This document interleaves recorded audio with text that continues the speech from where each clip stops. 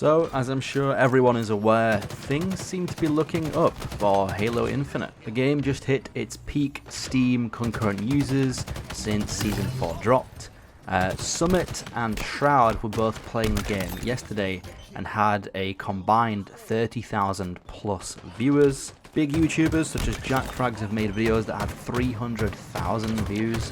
And according to Halo.api, there's between 300 and 400,000 monthly logins for Halo Infinite. That's across PC, Steam, and console. Speculation is simply that the game has more content and people are now figuring out that there's more maps, more modes, there's Forge, there's custom game browsers, there's campaign co-op, the theatre mode is fixed. All this stuff that should have been there at launch is now finally in the game. And now that Halo Infinite is being classed as content complete, people are playing again. Which is good, obviously. But it just makes me wonder, what could the lifespan of this game have looked like up until now if the game released in this state? This is how people wanted Halo Infinite to release. They wanted Forge, Infection, more maps, more modes, more playlists, just more bug fixes, better networking, co-op campaign. We wanted all of this stuff at launch, and I think the game probably released somewhere between 18 to 24 months too early. Just makes you really wonder, what if the extra time was put in, or what if they had a clear goal from the beginning? We could have launched with this amount of content, or maybe even more. And Halo Infinite could have really been like a record breaker for the Halo franchise, because at its core the game is actually good. Everyone says this about Halo Infinite. At its core, you strip it down to just a basic shooter and it's good. It's just, it had way too many bugs, not enough content, and just, yeah, glaring issues that pushed people away. What's even more frustrating is that this is not the first time 343 has done this. They did it with MCC as well. The game released in a terrible state, nobody wanted to play, and then like 4 years later or something, they fixed everything almost, and people started coming back. But it's too late, it's too little too late. The game, you know, between 6 to 8,000 concurrent users, Halo Infinite now between 6 and 7,000 concurrent users. Those numbers could have been 10x'd if those games released content complete with hardly any issues at launch.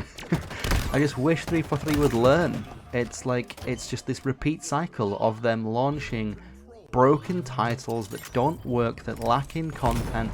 People leave, eventually they fix it, and somebody isn't learning that 343 just needs more time to put their products in the oven before they release them. Whatever the next Halo project is, I beg, you don't release it in a state that is not finished. Please learn. Somebody at 343 needs to learn.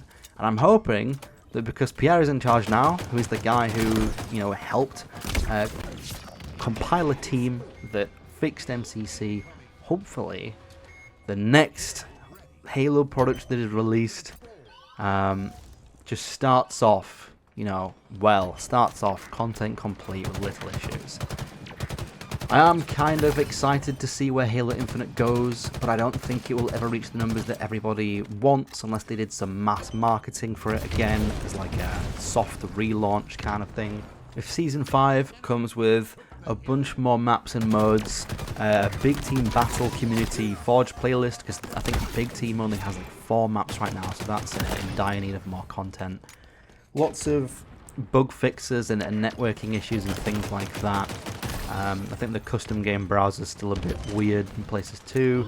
Just all those things that people are asking for and a high priority. If we can bring all that stuff in Season 5, maybe Halo Infinite can get somewhere between 10 and 15,000 peak players, which would be on par with where we were at for the Season 3 launch and then Season 2 launch as well. Maybe we can go higher than that, I'm not sure. I think it ultimately depends on how long this hype train goes on for, how long the YouTubers and the Twitch streamers and wherever else people put out their content are playing the game. if people like Summit and Shroud and Jack Frags and whoever else is, you know, playing a game, whether it's live or video on demand content, if they keep putting stuff out and there's some marketing done and 343 makes the right choices in terms of what they bring in updates, maybe, just maybe, we could see tens of thousands more people on the game. But I think that's a bit ambitious. And yeah, it's kind of it. Just wanted to just imagine a world in which 343 got it right first time and where this game could be. Because on Steam alone at launch it had 260,000 people online at the same time. And I don't know what the console numbers were, we never will find out. But even if console was the same, which it probably was more because it's like triple the console numbers now than there are PC. So let's assume the concurrent users was somewhere between 600 and 800,000. That is almost rivaling that screenshot that every Halo fan knows, where there is 1 million people online on Halo 3 back in 2007. Infinite, like, almost rivaled that. Maybe it even did, and we just don't know. It would have been insane if this game released in a content-complete state, where people were staying and new people were joining. There is a world in which Halo Infinite could have rivaled that number. It could have been like the biggest Halo title ever. And it's just a huge shame that, you know, the way this game launched. I'm really hoping that 343 learn from their constant repetitive mistakes, and the next one comes out and just blows records out of the water. Whether that's the next full product or whether that's the Tatanka thing, I don't know. I do have faith in Certain Affinity because they're helping produce that, and they've had history with the Halo franchise and other games as well. So yeah, who knows what that will bring. Excited for the future, also curious on whether this will, you know, continue or not. Let me know in the comments if you think this is just going to be a couple week phase, if you think, you know, in 2 to 3 weeks time we'll be back down to the 5,000, 6,000 concurrent users at peak hours, if you think Season 5 will bring more people in, or if it'll kind of stay the same, or maybe even drop. Just let me know what you think in the comments. I'm sure everyone wants Halo to get bigger, but whether or not it will is a completely different question. I'm seeing lots of people on Twitter say they don't think it will continue. They think it's just like a short, you know, 2 or 3 week hype train, bandwagon. When the big streamers stop playing and go to something else, the players drop off with. Those content creators also have a big influence. I know that Shroud wasn't massively enjoying the game. I don't think he hated it, but there is clips of him saying that the game is like really bad. So yeah, as a streamer with between 15 and 20,000 people watching him, that's a big audience that might be influenced by his words and decide not to launch the game. But Summit got around the same numbers, and he's been praising it for about 2 weeks now, so I'm sure that he's bringing a few people in as well.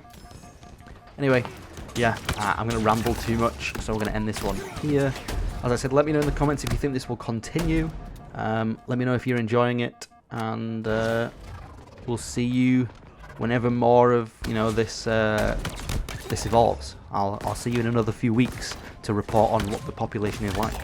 And then we'll see what it's like at the Season 5 launch, which I think is somewhere around like 50 to 60 days away. So not too long, couple months away. Yeah, alright, goodbye.